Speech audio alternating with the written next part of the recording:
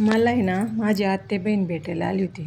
तिने खूप मोठे मोठे नारळ आणले होते. ते ओले होते, त्याच्यातलं पाणी काढलं आणि नारळ पण खूप मोठं होतं. म्हणलं चला याचं काहीतरी बनवूया. तर नारळ इतकं मोठं होतं, त्याचं नारळ निघतच नव्हतं. चिकट खूप प्रयत्न केला तरी नारळ निघाणाच नाही. मग नंतर तर त्यांनी बत्त्यानीच ट्राय केलं. खलबत्ता असतो जो आपल्या मुसळ म्हणतो कोणी पण त्याला, त्यांना पण फोडलं तरी पण ते फुटलं नाही.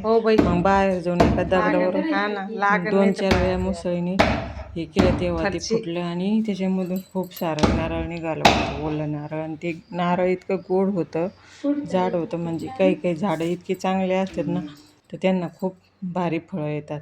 तर बाहेर जाऊन दगडावर फोडल्यानंतर मग हे बघा, हे असं नारळ निघालेलं आहे कितका मोठा. खूप गोड नारळ होतं. मग ते स्वच्छ धुवून घेतलं मी.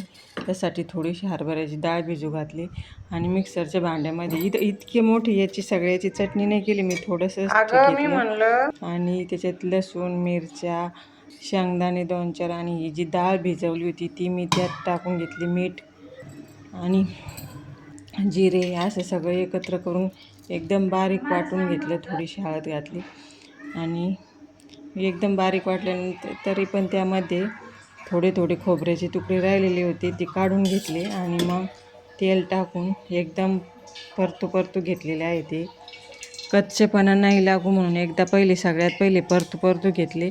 जिरे मोहरी टाकल्यानंतर आणि खूप परतल्यानंतर मग त्याला शिजण्यापुरतं थोडंसं मी पाणी घातलेलं आहे. आपण जेवढे परतू देऊ ना त्याची टेस्ट तितकी छान लागते. म्हणजे काय होतं, नारळ जे कच्चेपणा असतं त्याचा वास पण नाही येत आणि कच्चं पण नाही लागत.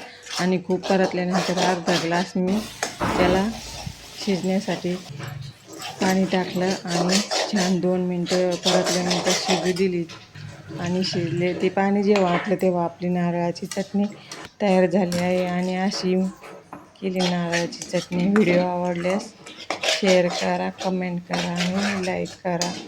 आणि माझे व्हिडिओ कसे वाटतात ते पण मला कमेंटमध्ये सांगा.